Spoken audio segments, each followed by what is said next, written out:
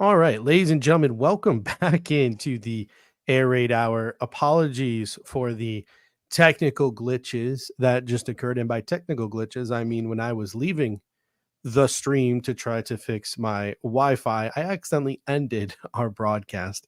So apologies for that. But either way, we're talking about the Buffalo Bills defeating the Dallas Cowboys 31-10.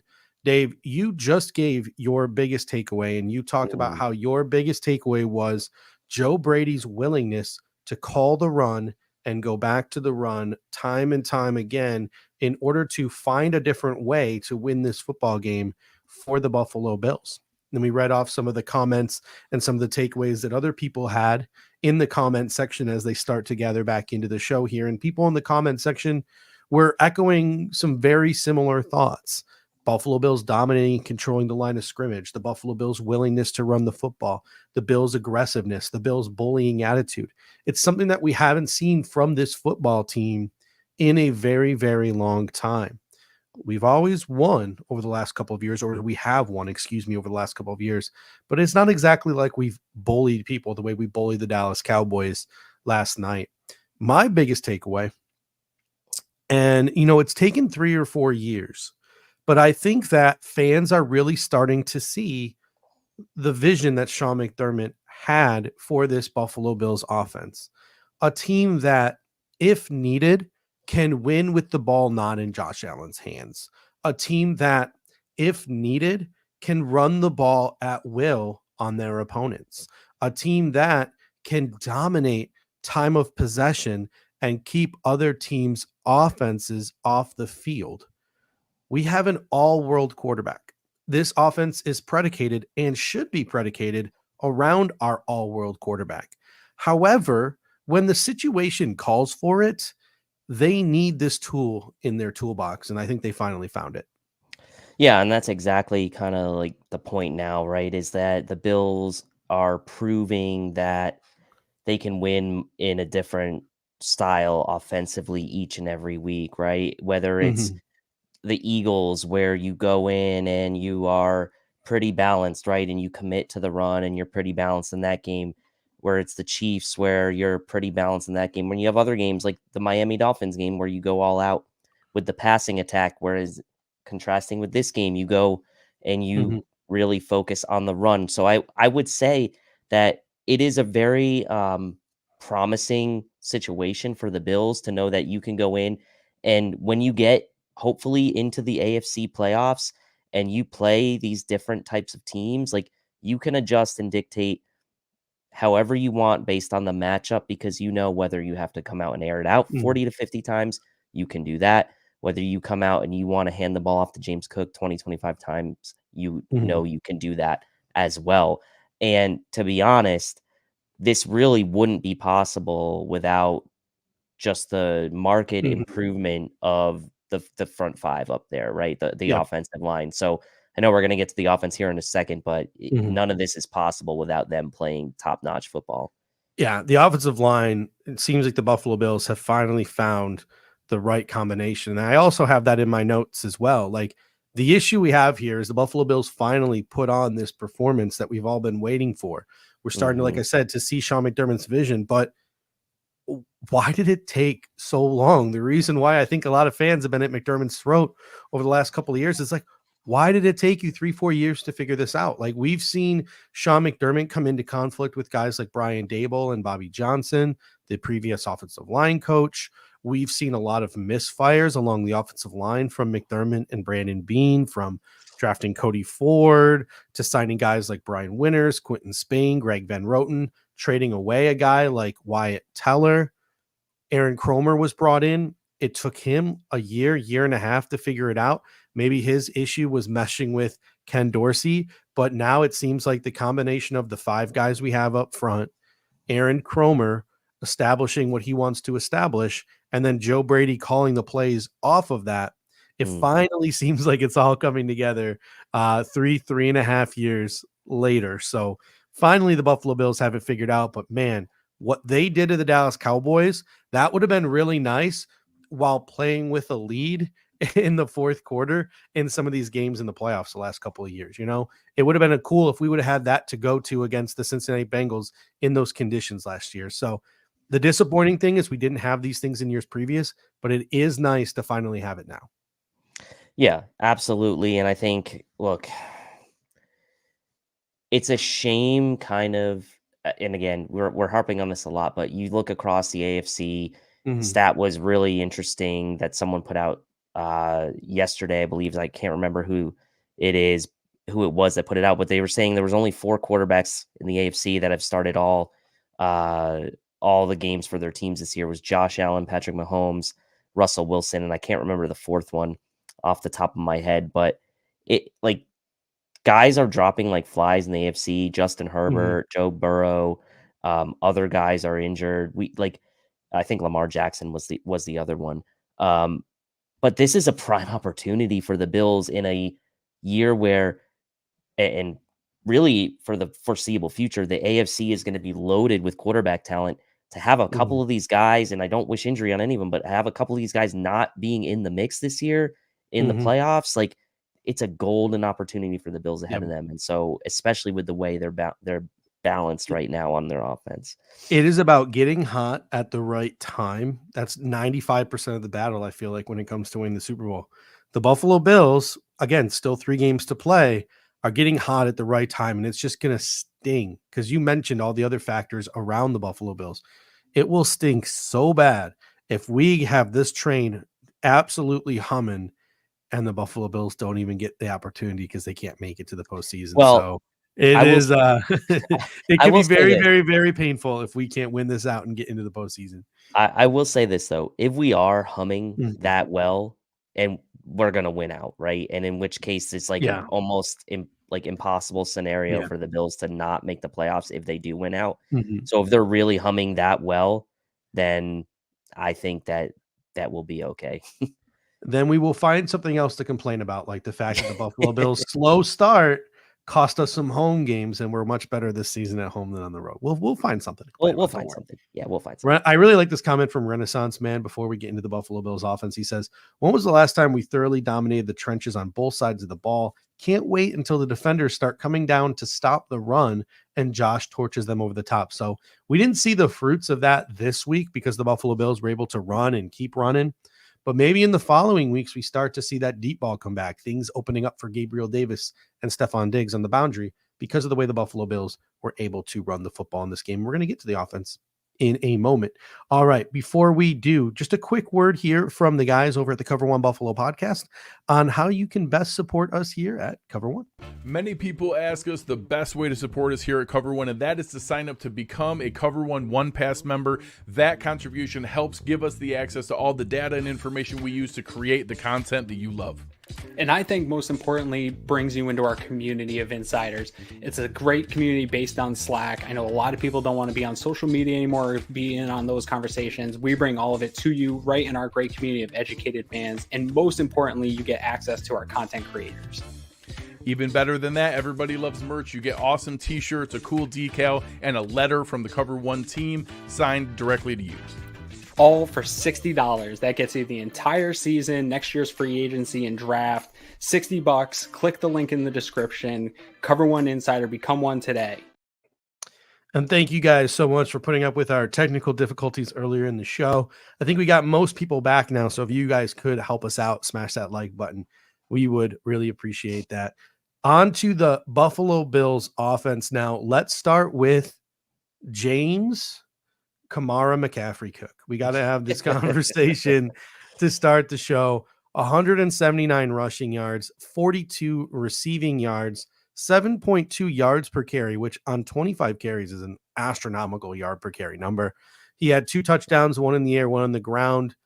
We don't need necessarily in this offense for James Cook to be Christian McCaffrey, but to know he's capable of putting up performances like a Christian McCaffrey when needed is, once again, I'm going to use this phrase, another nice tool to have in the toolbox. Yeah, nice tool to have in the toolbox. Dallas came in as a top half of the NFL rushing defense. James Cook, 7.2 yards a carry. I mean, these are like college Madden statistics. numbers. They're Madden. They're Madden numbers. They're Madden numbers. their college type Mhm. statistics when you start to talk about the average yards per carry and the yards. Like, you don't see that type of yardage output in the NFL Mhm. very often, right? It's just not something that happens in the NFL a ton.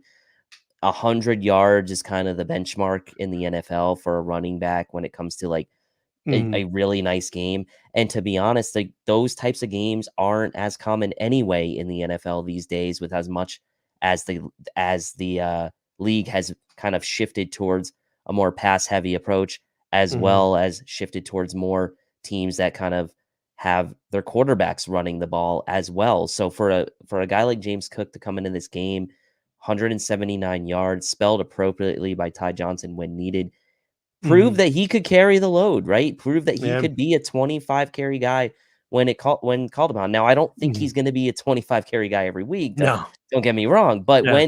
when called upon Mhm. in certain situations, he can do it, and he proved it. Yeah. And I mean, the guy was just phenomenal. His vision, knowing when to cut it outside, Mhm. um, was second to none. And the other thing I liked that was really subtle that I noticed in rewatching the game again this afternoon was he took a lot of runs to the outside, right, as they were designed, and Mhm. sort of press the line and bounced outside. But when he got outside, he wasn't looking for the sideline. He was using the sideline as like an extra kind of like barrier. And then he was cutting back into the field, looking to pick up extra Mhm. yardage, wasn't going out of bounds. And by the way, had two face mask calls on him as well, not Mhm. called. So I love that little aspect as well, that he was looking for that extra yardage around the sideline and not immediately Mhm. going out of bounds. So an all around all world performance from James Cook. Yeah, Renaissance Man comes in. He says, "What I want to know is if Bean and McDermott saw any semblance of this when they were scouting him at Georgia." I'll tell you what, like I was excited for the draft pick. Obviously, I was Team Brees Hall in that draft. I wanted the Buffalo Bills to utilize the first round pick that they used on Kyrie Elam on Brees Hall. But when they passed on Brees Hall and made the decision to wait, and the Buffalo Bills took James Cook at the end of the second round after trading back twice, I was happy about it. But I kind of saw James Cook as like, all right, we got a souped up version of JD McKissick, right? We have a receiving back. We have a guy who can get like 10 to 15 carries a game, five to eight catches a game, like a guy who can touch the ball 20 times, but it's not going to be in a traditional way. I still think that James Cook, you're not going to, as you mentioned, you're not going to see James Cook get 25 carries a game every week. But the great thing about the Buffalo Bills, you don't need James Cook to get 25 carries every single week. But it's nice to know that when you do need him to do it, he's capable of doing it. And you got to give some credit to James Cook as well. He is Yep. much better between the tackles than what we saw at Georgia. He looks like he has added some bulk and some weight, right? So this is a guy who has developed himself physically since he's gotten to the National Football League to make himself capable of handling this increased workload if needed. And on top of that, you mentioned him using the sideline and his running style and all that stuff. I just think it's really just some of his cuts and his ability to just stop and start and his ability to go from 0 to 100. It's incredible. And that's just something that we never had. And Devin Singletary's killing it in Houston. Zach Moss is killing it in Indianapolis. So this is not a knock on those two guys because they are very capable running backs. And the Buffalo Bills just did not create an environment around them for them to be as successful as they were in those other places. But James Cook's got something those two don't, right? Like he can plant his leg and go, and he can get 0 to 100 way quicker than they can. He makes some cuts that those guys don't make. And just his ability to catch the ball and to make one guy miss in space and then have another 10, 15 yards to go pick up a first down on just like a simple dump off. Those are some really nice things to see from James Cook. I'm really excited to have him be an integral part of this offense over the next couple of years. I really do think it's Stephon Diggs, it's James Cook, it's Dalton Kincaid. We are cooking with fire with those three guys. This offseason, not to jump too far ahead of ourselves, is going to be all about going and getting some other pieces so we can maximize these three even more. I like what you said about him making the one guy miss. There was a play early in the game Mhm. where he leaked out of the backfield, kind of ran like a little bit of a drag route across to the right side, and Allen hit him. And it was gonna be when he caught it, maybe like a 3 or 4 yard gain. And he was able to just like smoothly make the guy miss. Like it didn't even look like he really did anything. I had to go back and watch the play like 3 or 4 times because I'm like, he didn't really juke. He didn't really. It was just like his angle, the angles he's taking are also part of this, right? Like the cuts, yes, the angles he's taking, phenomenal, and it's just smooth for him, right? That's the thing to me. Like Devin Singletary's having a great season in Houston, and he had an awesome game yesterday, but there's just a smoothness about James Cook that other guys don't have, and it never looks like there's any wasted energy from him, if that makes sense. It just Yeah. all looks very natural, and it looks like he's just a very efficient use of like his ability and his body. So, man, I mean, what can you say? Just an awesome game. Like maybe going to be unfair to him right now because like there's going to be an even higher expectation on him. But you start to look around the NFL, and all of a sudden he's like, you know, only behind Christian McCaffrey and rushing yard, and like it's just you start to realize like he is special and he's having a special season when you start to put it in context compared to the rest of the NFL.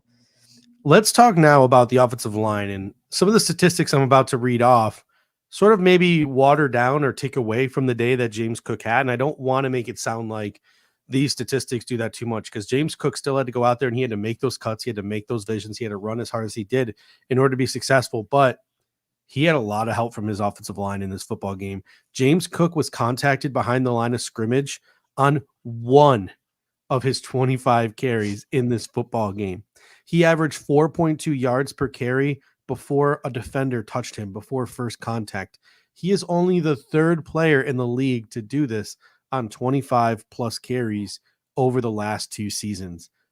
Spencer Brown, Deion Dawkins, Mitch Morse, Osiris Torrance, Connor McGovern in his revenge game against the Dallas Cowboys. These guys absolutely bullied the Dallas Cowboys up front. They had a perfect game plan for attacking the weakness of that Dallas defense with Leighton Vander Esch out and Marquise Bell playing middle linebacker. Just a absolute unit on a mission. Aaron Cromer, Joe Brady are just marrying it all together perfectly and getting this run game and, quite frankly, pass protection going as well. The offensive line deserves all the flowers for this one. They do. And I mean, we said it in the pregame, right? We said, where are you going to attack Dallas? You know, it's up the middle defensively. Their interior defensive line, probably one of the weaker areas of their defense. And the Bills did that. And so James Cook pressing the line, cutting outside. Spencer Brown, Deion Dawkins had phenomenal games on the rewatch. I really focused on both of those two guys. Spencer Brown was moving guys. Obviously, Deion Dawkins' big block, you know, on the big James Cook run that got him right to the 1 was highlighted a lot. But throughout the game, effortless it looked like from Deion Dawkins. Like as smooth as we were talking about James Cook in his running ability, Deion Dawkins brought that in this game with his blocking ability. It just looks so smooth for him, and he looked big, right? He looked like he was, I don't know, there was just something that looked a little bit different with Dawkins in this game to me, and Brown really held his own as well on the other side. Interior obviously did a great job all day. I think the Bills did get away with a couple holding calls, but that is going to be the case with every game, every week. And when you're running the ball that many times, to not have any holding penalties in the game was amazing, and another testament to the offensive line. So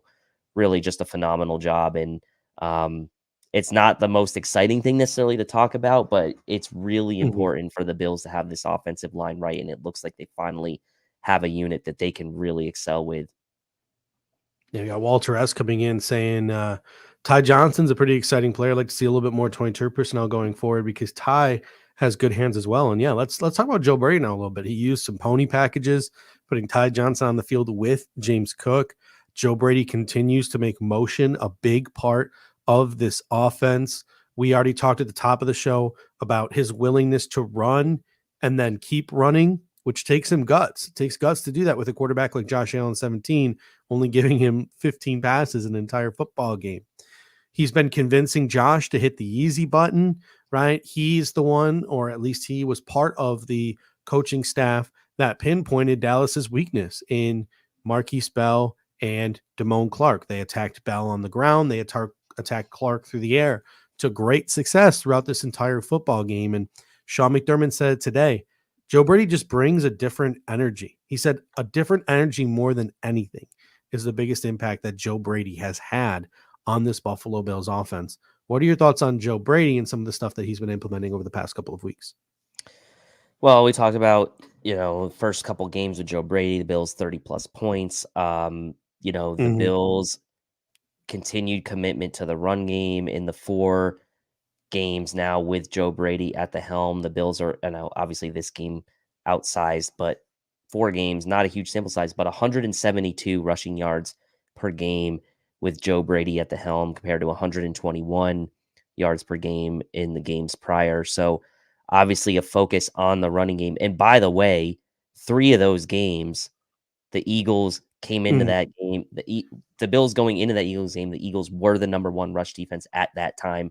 The Chiefs, obviously the rush defense, not their strong suit, but in order to rush against that team, you need to be in the game against them, which they were. And then the Dallas Cowboys, another top half of the NFL rush D. So I think that Joe Brady is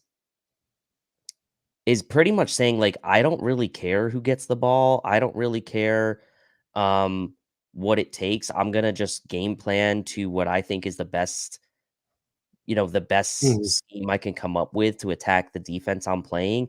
And I'm going to let it ride, right? And yes, Stephon Diggs' numbers have been down. I get that. He still made some timely catches in this game. And so to me, I think from where you're sitting, if you're Joe Brady, like, you had to, do something different. And I think, like, not making it necessarily all about Josh Allen and forcing Josh Allen to go out and make tough plays. And we talked about the schematics as well and getting guys open and things like that. Like, he has really taken it and put this thing on, like, somehow with the same playbook, it feels totally different because it's just the way he's calling the games. And so I think Joe Brady is a guy that's, like, pretty much coaching like he has nothing to lose because he really doesn't. And so to me, he's coaching and play calling loose. He's play calling freely. And there is a different vibe, I think, with Joe Brady, with him coming out in these press conferences compared to Ken Dorsey. There is a different energy. And for me, it's like sometimes it just clicks with one guy better than another. And it seems to be clicking with Joe Brady. Yeah, I'm looking to pull up the statistics here. And yeah, at some point, the Buffalo Bills in this game had drives in this football game. 12 plays, 75 yards, 6 minutes, 54 seconds off the clock, touchdown. 11 plays, 86 yards, 4 minutes, 44 seconds, drive, touchdown. 11 plays, 76 yards, 5 minute, 37-second time of possession, touchdown. That was the Buffalo Bills in the first half. That's what they needed to do to win. We literally said before the game started, I can't imagine the Buffalo Bills winning this football game without their receivers contributing, because it's going to be a shootout. The only way it's not going to be a shootout is that the Buffalo Bills can control the clock. And we saw the way the Buffalo Bills struggled to control the clock and play that style under Ken Dorsey. Well, they're now playing that style under Joe Brady, and it's effective. They kept Dallas's offense off the field. They scored a ton of points. Instead of us becoming one-dimensional, which is what Dallas wanted, because Marquise Bell can't run defend, right? And they're very small in the defensive line. They are the ones who became one-dimensional, and they had to try to pass all game, and they couldn't rely on their running game, which, quite frankly, wasn't even that bad. Tony Pollard and Rico Dowdell were having some early success, but they weren't able to do that late. So Joe Brady, the game plan was to milk the clock to keep Dallas's offense off the field, and they were successful doing that, which is something they weren't successful under Ken Dorsey. Yeah, and I put in the comments, back-to-back games, Chiefs and Cowboys, where the Bills had 35 plus minutes time of possession. And it may not seem like a lot, 35-25, but in the NFL, that's a pretty big disparity, right? When you're talking about, like, the highest average time of possession teams typically have in any given season. I mean, anything over 40 is really rare, right? And so anytime you're in between that 35 and 40 mark, like, that is pretty significantly dominating when it comes to NFL time of possession. So just able to do that. And obviously that time of possession could have been even more skewed if the Bills hadn't just kind of, like, taken the starters out and kind of let Dallas kind of themselves milk some clock out at the end. It could have been even more of a disparity. And the Buffalo Bills are averaging in Joe Brady's 4 games as offensive coordinator 29 points per game. And when I saw that statistic today, it reminded me of one of my preseason takes. And one of my preseason takes was the Buffalo Bills should average at least 28 points per game. The Buffalo Bills should score 28 points per game on a regular basis. There really is no excuse for the Buffalo Bills offense when led by Josh Allen not to do one of two things: score 4 touchdowns in a game, right? Or score 3 touchdowns and kick a couple of field goals in, right? 27 to 35 points is where the Buffalo Bills offense should be living on a weekly basis. And they were not doing that under Ken Dorsey in that huge offensive lull that we saw in the middle of the season. The Jacksonville game, 20 points. The Giants game, 9 points. The Patriots game, 25. Buccaneers, 18. Bengals, 18. Or excuse me, Buccaneers, 24. Bengals, 18. Broncos, 22. Like, they were not getting to that 27-point threshold. And if they were getting to that 27 to 35-point threshold, the defense likely would have been enough for the Buffalo Bills to win a majority of the football games that they lost during that streak. So it really was the Buffalo, and as bad as the Buffalo Bills defense was, because Sean McDermott's defense was abysmal against the New England Patriots, that the offense should be your North Star. The offense should be what drives your football team. Your goal heading into every offseason should be to put enough weapons around Josh Allen to consistently score between 27 and 35 points a game, and then do just enough on defense to prevent teams from scoring that many points. That should be your guiding light every single off season. And I hope that's the Buffalo Bills guiding light as we head into the next off season here once this season is over. But again, I don't want to get too far ahead of ourselves, but the Buffalo Bills are finally scoring points again. That's what they need to do. Yeah, and I mean, look, they were still averaging, obviously, being one of the top scoring offenses in the league. 29.2 or 0.4 points since Joe Brady's taken over. You're right, the 4 touchdowns, like, and it doesn't even necessarily even have to be that. Like, if you can get into the mid 20s, right, high 20s, that's great. Like, I'm not even asking them to get to 35. Like, if you can get somewhere in that 25 to 30 range, like, that should be enough as well. And so, like, to me, this team can now kind of I agree with you. I think that McDermott maybe is learning as well that he doesn't have to put so much on the defense, right? These last few weeks. I think part of it is McDermott letting go a bit, right? And just realizing, like, my defense doesn't have to be meticulously perfect every single week for this team to win football games. Now, it just happened to be that this week it came together on both sides of the ball, and it was like phenomenal on the defensive side and phenomenal on the offensive side, which is why you see such a dominating win. But the Bills, for what they did on offense today or yesterday, look, they're undermanned still on defense, and that should be another thing that McDermott realizes. Like, he can still coach a defense up when it's undermanned, and it doesn't have to be perfect in on every single play. This defense looked like they were playing looser and they were playing more aggressively. It didn't look like they were overthinking anything in this game. And to me, that's been part of the problem as well, is right, the defense being tight and overthinking. So anyway, we'll get to that in a second. But Spin comes in with a great comment. He says, Pat's game was right after we lost Milano and Jones. We had lost Trey White 2 weeks previous. I think it took a minute to figure out how to replace 2 studs on defense. Actually, 3 studs, because we had lost Trey White as well. I 100% agree with you, Spin. And that's what I'm saying, right? The offense should have carried us that day, and the offense didn't carry us that day. So when we look back at this season, yes, we played tight in that Eagles game and we lost that Eagles game.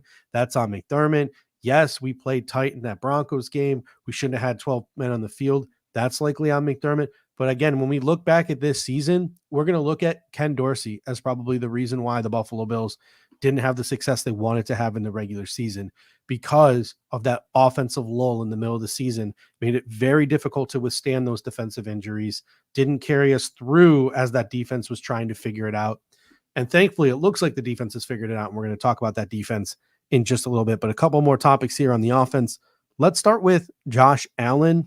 It's kind of weird. It's the first time we've ever gone 30 minutes into a game and haven't really mentioned Josh Allen's name. Had a little bit of fun on social media with all that Cam Newton talk over the past 2 weeks.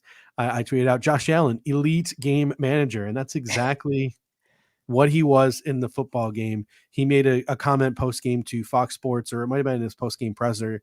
Either way, he said, I feel like that kind of guy who really didn't do much in a group project and got an A. And Yeah. that's exactly Listen, what went on in this football game. He made the big plays when he needed to. He ran the ball. He made that nice play to Diggs, etc. He didn't get too antsy after some early drops as well, which I think is something you've seen Josh Allen do previously. He tried to force some things, do this, do that, because there were drops. He didn't seem to get too upset that he was only throwing the ball 15 times a game, and he wasn't getting his statistics either. So a really, really good game from Josh Allen, doing exactly what he needed to do for this team to be successful on this particular day. Yeah, didn't, only took the one sack, which he actually got away from that they blew dead. No interceptions, took care of the ball, and still made his mark, right? Running the ball, still had 8 carries for 24 yards, did have the rushing TD, had the nice touchdown pass to Cook. So in a game where only threw the ball 15 times, still accounted for 2 touchdowns in the game, passing and rushing, and set the record, right? And most games with a passing and rushing TD in the same season set that record. First player ever to do it 10 times in one season. Yep, first player ever to do that. So look, he did what he had to do. At the end of the day, like it's kind of maybe nice for him to not have the pressure for once on him. And I know obviously he wants that on his shoulders, but again, it wasn't like he didn't contribute. It wasn't like he was just sitting there handing the ball off all game, although it kind of felt like that at times. He did make some nice plays, and he did make some critical good decisions, right? The pass to Cook for the touchdown, escaped a little bit on that one. The running plays for first downs, the pass to Diggs that Diggs caught one-handed, the other pass to Diggs that resulted in a first down. So there were some plays out there that he made, even though at the end of the day, only 7 completions, which is just wild. But again, when you're in a situation like that and you don't have to do anything but hand the ball off, like, it is nice for him probably every once in a while just sit back and just and relax a bit. The receivers. Let's have a quick conversation about the receivers before we kick it over to the defense. It's honestly incredible that the Bills were able to survive offensively without much contribution from this unit. You had early drops from Stephon Diggs. Dalton Kincaid had 2 early drops. Then you saw him go to the sideline, change his gloves, and he never had a chance to catch another football again. So we didn't even get this chance to see if that change worked for him. Maybe his hand injury was playing a role in that as well. Someone pointed that out in the comment section earlier. So thanks for that. And then Gabriel Davis, I guess this one isn't as big of a one to harp on, but Josh Allen threw that deep ball is a little bit short. I don't know. Gabe Davis has always been really bad at just reacting to those deep balls in terms of like turning around, maybe forcing a DPI or working his way back to the ball. He's never been particularly good at it, and he wasn't on that play either. So it was really frustrating from the receiving core early. Diggs did make some huge plays down the stretch, especially that one-handed grab. Absolutely incredible. He got his in terms of the stat line as the game progressed. He was the only receiver and tight end who caught a ball in that game at all, period. It was Ty Johnson, it was James Cook, it was Stephon Diggs. 3 dudes caught passes. One of them was a receiver or a tight end. I would say that they get a pass this week because we found another way to win, and it was very, very successful. But I can't imagine this being very sustainable. The Buffalo Bills need to figure out a way to get Stephon Diggs more involved, and they need to find a way to get more consistent contributions from all of their other receivers and tight ends. Yeah, and I mean, they were going to Diggs a bit early, right? He did have an early first down, did have the drop, like you mentioned. Gabe Davis has been essentially non-existent in 4 of the last 6 games, has had 0 catches in 4 of the last 6 games, only the 1 target in this one. The Philadelphia game was an outlier as far as out of the last 4. The 3 other games, he's had 0 catches. So look, again, this is an outlier game when it comes to the receivers. But again, last week against the Chiefs, the receivers only combined for 7 catches for 70 yards. So it is something that will be a potential concern going forward. The Chargers coming up next. Yes, they have a very suspect pass D. Their defense in general is suspect. We'll see what the Bills' game plan is, right? And we'll get to that much later. But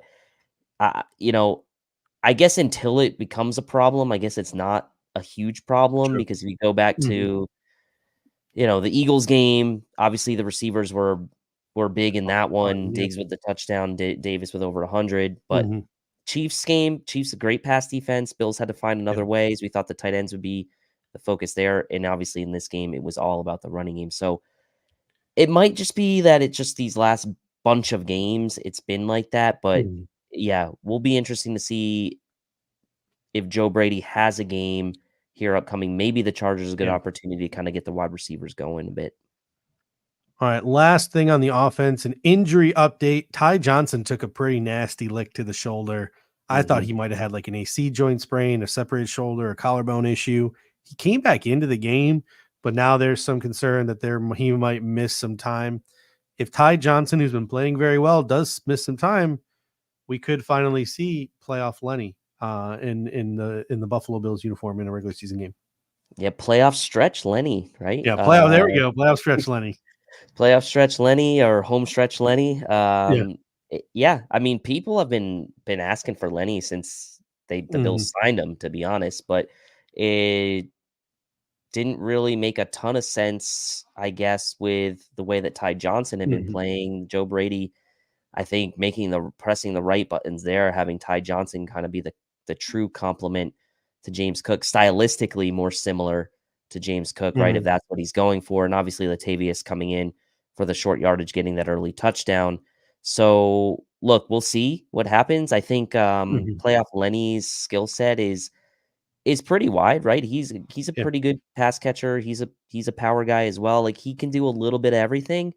So a nice addition, and let's see if the Bills finally activate him again. This Chargers game could be a nice opportunity for a guy like Leonard Fournette to get his feet wet and get ready for that sort of home stretch of games against the Patriots and the Dolphins. So we'll see. Hopefully he's Right. active. Time to move on now to the Buffalo Bills defense and their performance against the Dallas Cowboys. But first, this show is brought to you by Picasso's Pizza. 4 great locations in Williamsville, West Seneca, Lancaster, and Blaisdell. Buffalo Pizza since 1980. You can order online at picassospizza.net. And if you're an out-of-towner like us, you can even get it mailed to your home. And I can tell you from experience, it is just as good as getting it fresh from the restaurant. Again, that is picassospizza.net. All right, let's take a look now and have a conversation about the Buffalo Bills defense. I want to start with the way that they went about neutralizing Dak Prescott. He came into this game as the MVP, one of the MVP frontrunners. The Dallas Cowboys, pundit that was on Anthony Prohaska's show on Tuesday on Disguised Coverage dubbed Dak Prescott a buzzsaw of efficiency. And that's really, if you look at the data, what he has been this year. Like, he has been efficient. He went 21 of 34 for 134 yards and an interception. A lot of those yards were in garbage time. He could have had more interceptions if the Buffalo Bills DBs could hang on to the football. And he was sacked 3 times. The Buffalo Bills defense, they did a exceptional job in this football game. They were 2 deep shell. They kept a lid on the Cowboys passing game. The offense got a lead and made the Cowboys one-dimensional. Like I said earlier in the show, Dowdell, Pollard, they weren't running the ball poorly. They were running well. The Cowboys just had to go away from it. The Bills pass rush showed up, and they got creative. Guys like Jordan Poyer moving down to linebacker, Cam Lewis center fielding, Taylor Rapp playing strong safety. So Sean McDermott was in his bag calling this defensive game, and he has now 2 weeks in a row shut down some pretty good units in the Chiefs and the Cowboys after a disappointing second half against the Eagles 4 weeks ago. Yeah, and look, I mean, Dallas missed a few opportunities early, right? I mean, obviously the big deep shot that Dak had to Cooks early in the game. I mean, Cooks had Douglas beat. If Dak hits that ball, maybe the whole game goes a bit differently, but he didn't. The Bills pass rush got home with 4. We said it in the pregame. Whatever defensive line could get home with 4 was likely going to have the more successful day. The Bills defense overall was playing aggressive and loose. And that to me is really a deadly combination, because you can be playing. I don't know that you can really, like, there have been times where the Bills have been aggressive, but I still think they've been playing tight, right? I don't know if that makes sense or not, but like this game, the combination of them playing aggressively loose, I thought was awesome. And they set the tone. They were physical. right? Yep. The hit that Bernard made on Pollard early in the game on that pass play, that kind of a short pass play over the middle that knocked the ball, like that to me was like quintessential of what Mhm. this Bills defense was in this game. Dak came into the game, I said in the pregame, 29 had been sacked 29 times going into this game. So if there was one area to look at, like he had been sacked quite a few times, 13th most in the Mhm. league for this game. So the Bills had a chance to get home, and Terrence Steele on the Yep. right side was a weak link, and the Bills were able to get home on that side a few times and containing Dak, not letting him escape. We said Mhm. he's a good thrower on the run. The Bills kept him contained in the pocket when they got that pass rush there and were able, even on one Mhm. situation, to make him run into a sack, right? So Yeah. ultimately, one of Sean McDermott's best games, probably as a defensive play caller, if Mhm. not maybe his best game as a defensive play caller, arguably. Yeah, I mean, that D line was absolutely cooking. I think it's clear that Gregory Rousseau is finally healthy again. I mean, we talked about it when he was first coming back from that foot injury. I think it was a pretty severe foot injury that he has been playing through. It's admirable, but he's been playing through it. And I think you're now starting to see him get healthy. He was a force, right? Ed Oliver continues to be a force.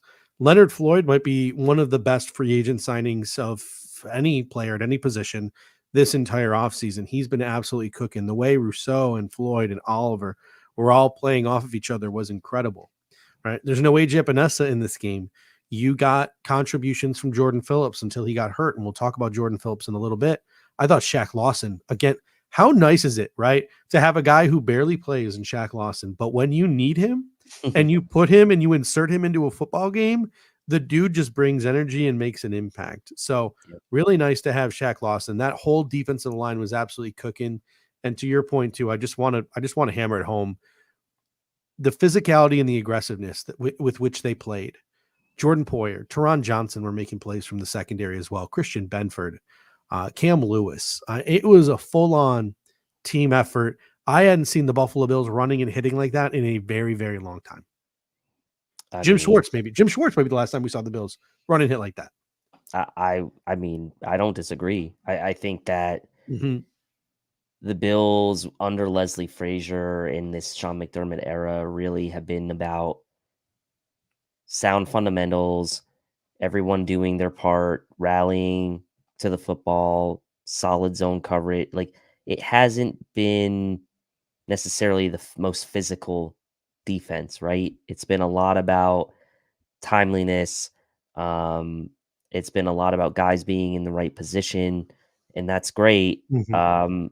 This team has always kind of had the knock of them not being a great tackling team because of stylistically who they are, a speed, sort of havoc creating Mhm. type of defense is what they are. But to see them then come out in this game, play that physical brand, to me was just such a welcome sight. And I think if you're Sean McDermott, like whatever buttons you pressed, and I know each week's going to be Mhm. different, like whatever preparation went into this game, whatever the message was that went into this game clearly worked, right? And so Mhm. again, it's not going to be the same every week, but I mean, how do you not try to replicate that going Yep. forward, right? I mean, you just have to try to Mhm. replicate that the best you can going forward. And I'll tell you what, Terrell Bernard's been an absolute revelation too, and it's not just the impact I think he has as a playmaker. Just and again, I'd have to go back and rewatch the game. You've rewatched the game. I haven't had a chance to go back and do it, and we're obviously not privy to the Buffalo Bills play calls and things like that. But the way that Terrell Bernard moves pre-snap, the way he communicates, the way he's smacking guys on the butts and changing the way that the flipping the rotation of the defensive line, communicating to Teron Johnson, communicating to the safeties. This guy seems like an absolutely like bright kid. The moment's not too big for him. He's able to read and react and do these things pre-snap that allows this defense to be very, very successful. So I know Tyrell Dotson's been cooking, and let's give Tyrell Dotson his flowers. He's had an excellent season filling in for Matt Milano once he started to get comfortable. But I'm really looking forward to the day where we get to see Terrell Bernard play next to Matt Milano again. Mm, And mm, mm. it'll be really interesting to see the future of linebacker here, because I think Tyrell Dotson, even if he doesn't get the bag right from somebody, I think Tyrell Dotson's probably as good as gone this offseason, going somewhere where he's going to get a starting opportunity, because the Buffalo Bills run a 2 linebacker system, and I can't imagine Tyrell Dotson usurping Bernard or Milano at this point. No, I still think the priority needs to be to bring back Daquan Mhm. Jones. I think that's still potentially an area of weakness for the Bills. We did Yep. see the Cowboys move the ball when they tried to run the ball when they were still kind of in the game. That drive that ended in a field goal for them, they Mhm. were running it pretty well on that drive. So yeah, I'm with you. I can't wait for Milano to be back and paired with Bernard. And like obviously the Bills have had so many injuries on the defense that like Mhm. it's crazy to think that we almost forgot about some of the injuries the way that game played out yesterday. Mhm. So these guys getting valuable reps, some of Yep. these guys gonna leave in free agency like Dodson most likely, but it is promising to know that there are reinforcements on the way, Yep. maybe not necessarily for this season, but for next season coming back, and potentially means you don't have to break the bank, I'll say, in defensive free agency. It's more maybe Mhm. about retaining some of the low contract guys, and you're not gonna have a Leonard ton of Floyd.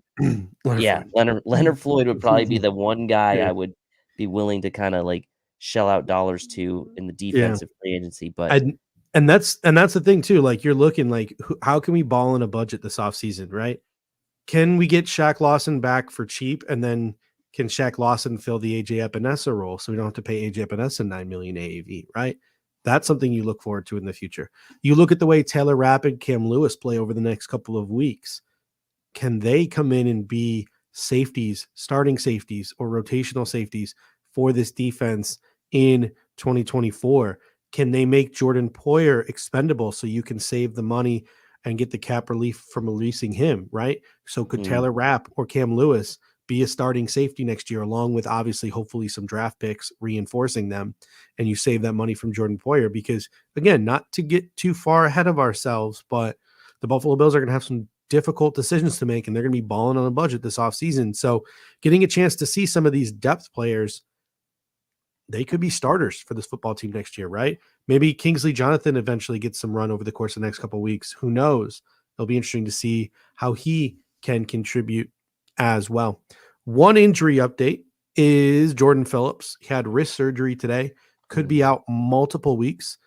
So one would assume it's Poona Ford time, at least in the short term. But I really am just feeling like the Buffalo Bills aren't vibing with Poona Ford, because Sean McDermott said at his press conference today that the Buffalo Bills feel like they are pretty shallow at defensive tackle, and they will be assessing the market. Him and Brandon will be assessing the market, which I don't quite understand, because I know Daquan is out and I know Jordan Phillips is out, but you still have Ed Oliver, Linval Joseph, Tim Settle, and then Poona Ford, and then Ilianku on the practice squad. And Ilianku has started games for you before and played admirably. mhm. It's 5 deep, like, right? Like, it's not perfect, but week 18, 2 guys out, like, Yeah, who are you going out and getting? it was a weird comment from Sean McDermott today. Like, Ndamukong Suh is available. Michael Brockers is available. I wouldn't be surprised if, like, you They see already went out Brandon. and got Linval I know. Joseph, like, what else have I, I mean, it just all that to start over Poona Ford, like, you really that down on Poona Ford? I wouldn't be surprised if Brandon Bryant signs to the practice squad at some point this week. I'm calling that shot right now. call Brandon it. Bryant, Ilianku reunited on the practice squad. I googled it today. He is a free agent. He was released from the Giants practice squad. There All you right, go. before we start to look ahead at the Buffalo Bills remaining schedule, the Buffalo Bills playoff scenario, a little bit of special teams talk here on the pod. Tyler Bass was solid, 1 for 1, 4 extra points in this game. Deontay Hardy contributed a pretty decent, solid return, flipped the field at one point in this game. The Buffalo Bills kept Kevontae Turpin from getting any big returns in this game. That was impressive. There was one issue that wasn't an issue, but it almost became an issue, right? Sam Martin had 2 punts in this game. The first one was almost blocked, and then the second one should have been blocked, and it turned into a roughing the punter that actually saved the Bills' drive and led to a touchdown, and pretty much the game was over from there. Sam Martin, who got hurt, never actually had to punt again, thankfully. But I don't know, man. They were better in this game, but I still have my concerns in tight games about this special teams unit. Like, literally, their ineptitude might have actually saved them in this game, because almost getting blocked on the first punt block, I was following some Cowboys insiders today. Not Jason Garrett, Fossil, their special teams coordinator, called for a punt block on the second punt because of how close they came on the first one without Mike McCarthy's permission. Got the roughing the punter that saved the Bills' drive. They went down and scored a touchdown. And Mike McCarthy apparently chewed the F out John Fossil. Like, he lit him up because he did it without his permission. So the Bills' ineptitude on the first punt, and their ineptitude on the second punt, quite frankly, led to an actual huge benefit for the Buffalo Bills. But I'm not vibing with this special teams unit in close games. I'm not vibing with the special teams unit. I agree with Pete's comment there in the comment section. Special teams been bad overall and unacceptable. I will say I have been really hard on the coverage units recently, but I think the coverage units really played exceptionally well in this game on the chance, they were kicking off a lot, right? Because the Bills were scoring a lot. And so I thought they did a good job containing Turpin, as you mentioned. I thought Hardy did add a little pop in the punt return game. Dallas, obviously, Anger coming in with the best net average in the league coming into the game. He punted his tail off in that game. He has got a leg, man. He was every kick he was getting it inside the 20. It didn't matter where. And we overcame that too, which was also impressive. We overcame it, and Hardy did help regain some of that field possession on some of those kicks, getting it up to the 30 a couple of those times. So I'll give Hardy credit. He did make a bit of an impact there in the return game, but the punting is still a big problem. And I agree with your assessment on Martin. Like, it's just in tight games, it's going to be. If I had to make a prediction, I would say that Sean Smiley will likely not be returning to the Buffalo Bills coaching staff in 2024. And I wouldn't be surprised if you see this offseason the Buffalo Bills spend more money than we would like on some special teams specific players as well to try to revive that unit, which has been really good for years and years and years, and then just hasn't been this season. All right, looking ahead now at the Buffalo Bills remaining schedule, they have a Peacock only game this Saturday. We get Chris Collinsworth again, fun, against the Los Angeles Peacock. Los Angeles Chargers. I've had Peacock because I like to watch The Office. I like to watch Parks and Rec. I have a sick obsession with the Vanderpump Rules. And one of my favorite rewatches is AP Bio, one of the most underrated sitcoms ever. So I've had the Peacock for a while now. Humble brag, but it's going to be, I can't wait to hear people complaining all week about how this game is Peacock only. But locals, it's on WGRC, so stop complaining. Yeah, I got Peacock. I wanted to watch that Genie movie, that Christmas movie. So I was like, I just signed up for it. But I'm gonna go back and watch Brooklyn Nine-Nine. It's on Peacock. Yeah, that's another good one. Yes, I'm gonna go back and rewatch that one. I've seen Parks and Rec all the way through twice, so I'm gonna watch that again at some point. If you've never seen AP Bio, I have not. It's only 3 seasons. It is well worth your time. It is Glenn Howerton, the guy who plays Dennis on It's Always Sunny in Philadelphia. Yeah. He's a college professor who gets fired from Harvard and gets stuck teaching at his local high school and wants to do anything but teach. He's just looking to get revenge on all the people who have wronged him.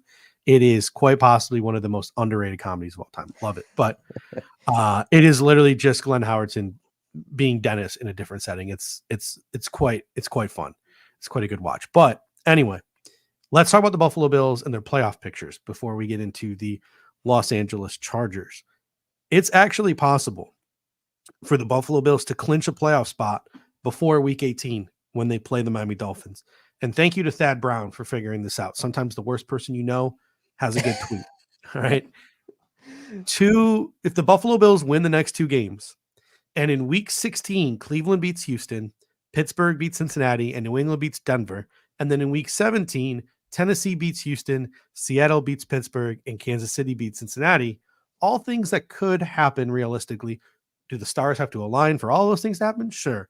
But if all of those things happen and the Buffalo Bills win the next 2 games, they will actually have secured at least a wild card spot by the time they play Miami Dolphins in Week 18. But I think the more likely scenario here is you win out, you have a pretty high percentage of getting at least a wild card spot, and the division is still in play here, right? So if the Buffalo Bills win the next 2 games, Chargers, Patriots, all we need is for Miami to drop one of these next 2 games. against the Ravens or against the Cowboys. They have not beat a team with a winning record when they've played them since the Buffalo Bills week 4 of last season. So the chances, I think, of one of the Ravens or the Cowboys defeating the Miami Dolphins is pretty good.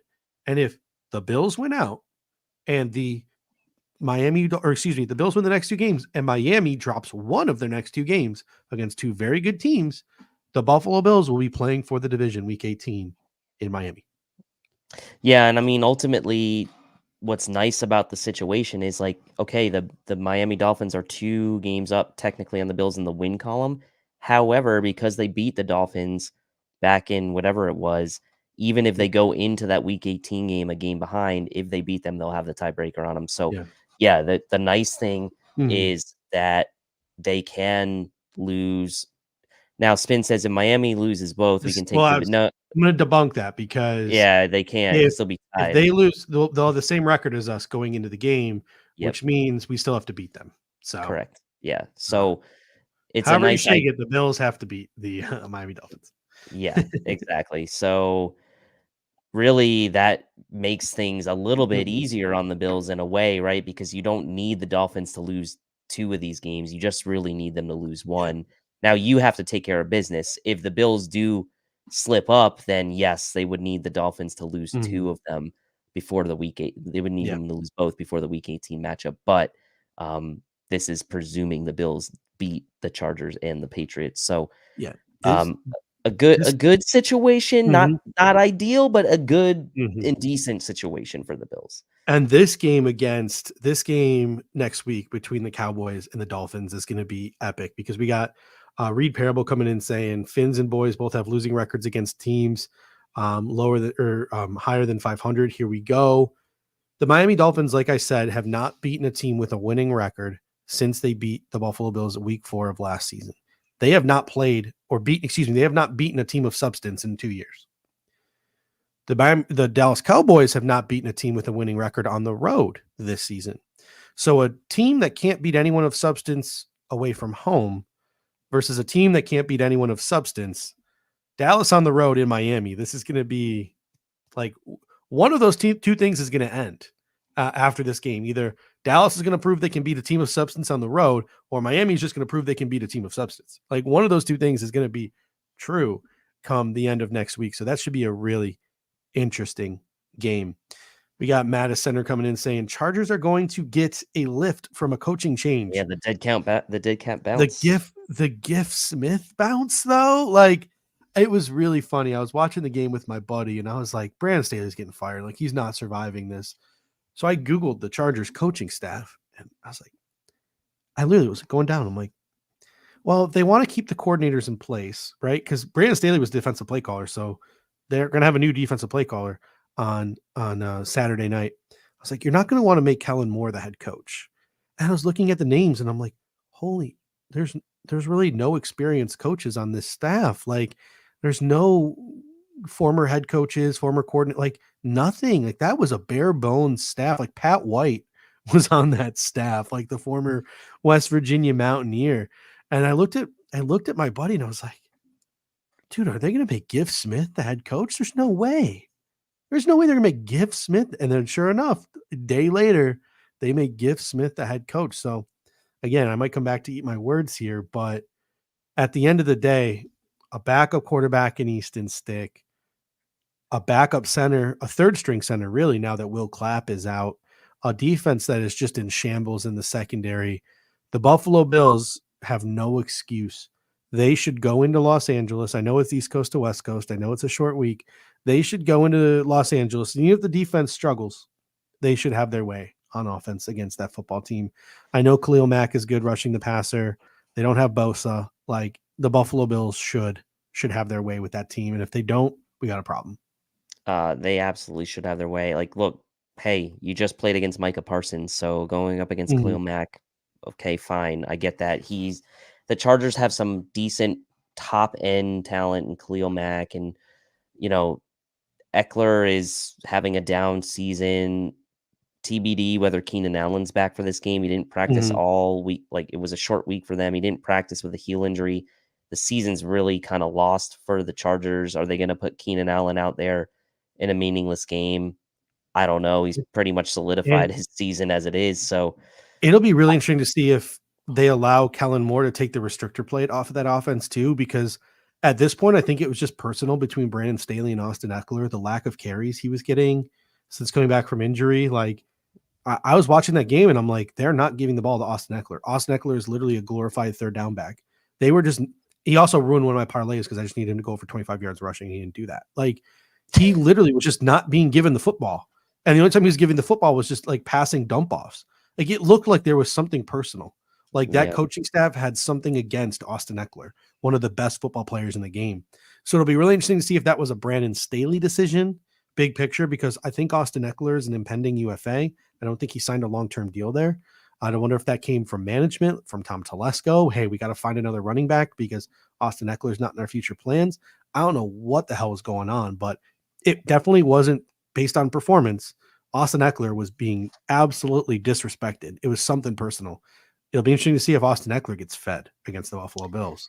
Yeah, and stylistically, he's not that different from a guy like Tony Pollard, who the Bills just played against. I think they're decently similar players. Eckler maybe a little bit more stout than Pollard, but if you're the Chargers, like, why wouldn't you, especially if maybe Keenan Allen is out again for this game? Like, that offense really should funnel through a guy like Austin Eckler and then take your chances deep with guys like Josh Palmer and Stonehands, Quentin Johnston. So had to throw that shot in there.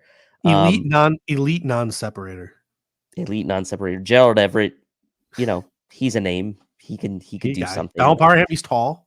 He's tall. But again, Keenan Allen, I think, is the big X factor. If he plays, that obviously makes things a little bit more interesting for the Chargers.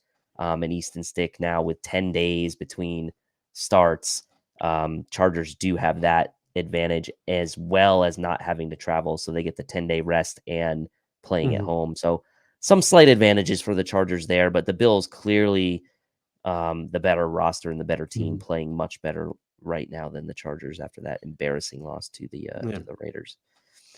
All right, ladies and gentlemen, thank you so much for sticking with us through some of the early technical difficulties that we had. Dave, any final thoughts before we head out here this evening? Look, well, this Chargers game is going to be labeled a trap game all week by media people. Like, Bills are going to have to go in. The Chargers are going to be a desperate team. We've got the situation, the dead cat bounce, which is like, okay, coaching change, first game. Maybe there's a spark there. Realistically, Giff is not the guy, but there could be a one-game little spark there for that team. So we just have to be aware of that. And just get ready for this game. But enjoy this Cowboys win for maybe another couple days while we have it. We give you till Wednesday to enjoy it. We give you till Wednesday. So we give give you permission. Wednesday. You have our permission, guys. Yeah. All right, ladies and gents, thank you so much. After this show is over live, hit up the comment section with your biggest takeaways from this Bills Cowboys game. We love your comments and show. You guys make this show as great as it is. You guys really do make this show pop. Like I said, it'd just be two dudes talking into a microphone for 45 minutes if it wasn't for you guys driving the conversation. But those comments after the show is over, it does help us out with the algorithm. It boosts our videos, gets us in front of some more eyeballs. So we really would appreciate your support. Hit us up in the comments section after this show is over, again, with your biggest takeaways from Bills Cowboys. If you didn't happen to be watching the show live, hit us up with any questions or takes that you have, and we'll be in the comment section of this video over the course of the week responding as well. Our next show will be Saturday morning, and it's going to be, Dave, exclusively on MySpace. Oh, yeah. Bringing back MySpace for this. We're bringing it back. You have to get a subscription. It's only $2.99 a month. You can cancel it after 1 month, but our show will be Saturday morning exclusively on MySpace. Yep. Send those subscriptions through to Eric Turner. Yeah. Obviously, we joke. Please don't go to MySpace. We're going to be live Saturday morning right here on the Cover One Sports Network here on YouTube, Twitch. Never been on Twitch. I wonder if anyone actually watches us on Twitch, Facebook, and X. We got like this new X feature. We're allowed to see comments from X now, which is pretty cool. So Thank you guys so much for supporting us. Again, you guys make the show exactly what it is. It is awesome to have a conversation with you guys every week. And until next time, Dave, go Bills. Go Bills. Thank you for watching tonight's episode of the Air Raid Hour. Make sure to hit that like button on the way out. If you are catching the show on demand, leave a reply in the comments section and we will respond over the course of the week. You can always listen to every episode next day on all major podcasting platforms, including Apple Podcasts and Spotify, by searching Air Raid Buffalo. Thank you for your continued support, and as always, go Bills!